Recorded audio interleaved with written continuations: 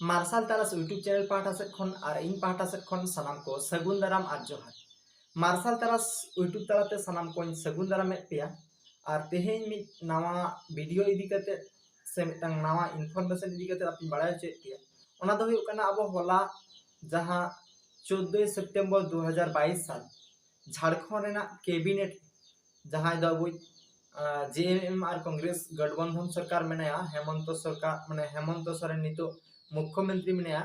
Jharkhand state रेनी आदो ओंडेनी सरकार जहां गठबंधन सरकार उन्हें ओंडे जहां कैबिनेट रे उन्हें जहां 1932 खतियान उन्हें ओंडे लागू किया। आदो नोआते तमाम आदिवासी झारखंडी जहां आदिवासी को ओंडेन को उनको अडी रस्क रे मेना को अदरेन जहां आदिवासी कना को अडी रस्क रे मेना को चेदा से नोआ टांग अडी दिन रेना टांग डिमांड तहे कना जे खतियान 1932 लागू मा चेदा से खतियान 1932 आधार ते जुदी आले लागू आ स्थानीय नीति तबे खान ओंडेन को आसल आदिवासी को एतहब रेन आदिवासी को उनको आको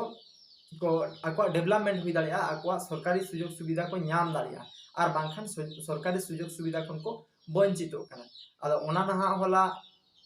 ओना बिल पास एना आदो ओना नहा जहां आरो प्रोसेस को मेना गया तायम दाराम जुदी जहां आईनी जटिलता बांग हुआ तबे खान नवा गे फाइनल कना जे 1932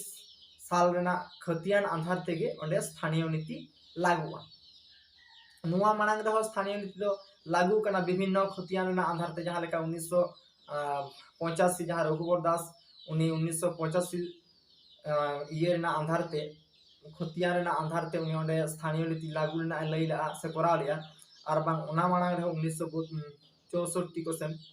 ओना ना आधार ते हो ओंडे स्थानीय नीति मेना कान तहे आदो आदिवासी को नोआ असल आदिवासी को से मेन आदिवासी को जहां को ओंडे बुटर आदिवासी को उनको नोआ डिमांड तहे कना जे आले दो 1932 खतियान आधार ते आदिवासी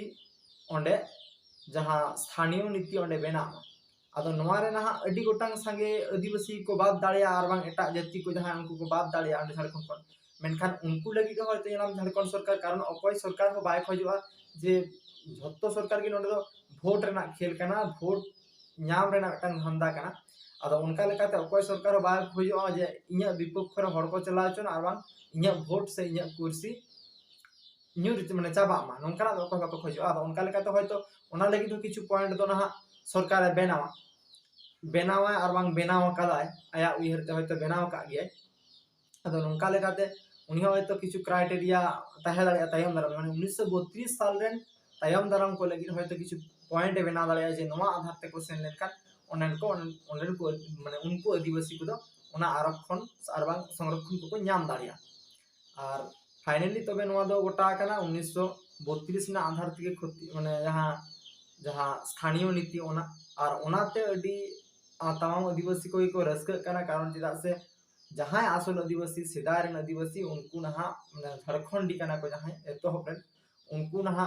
ओंडे मेना को रेहो एटा को जहां को चलाव कना और बांग एटा को जहां दिकु पुसी को बोलो कना ओंडे ओना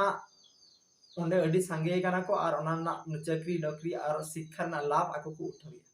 आदो होनवा लेकाते जुदी ओंडे 1932 ना माने झारखंडी को लई दे नवा कना जुदी ओंडे 1932 ना खतियान लागुआ और ओना आधार ते जुदी आरक्षण को नामा जहां संरक्षण आरक्षण को नामा ताहले खान ओनेन के जहां मेन आदिवासी बुटरेन आदिवासी उनको तबे खान दो उनको आको को उतना दाड़िया आको डेवलपमेंट हुई दाड़िया। आदो नोआ आधार ते नोआ दाबी तहे कान ताको जाय हो ओना नहा आईनी लेका तो ओंडे दो पास है ना कैबिनेट रे पास कना तायम दाराम कोना तिनटा इम्प्लीमेंट कना बांग लागू कना नोआ गे नेल रेना कना और तायम दाराम जहां को तायम दाराम को हेज कना उनको लगी हो चेक क्राइटेरिया तहेन कना ओना लाभ नाम लगी ओना दो ना तायम दाराम बन नेला और नोआ लगी के तहे कना तेहनी हुडिंग मचा वीडियो मा एनखान नोआ वीडियो पे कुसिया कन लाइक पे कमेंट पे शेयर पे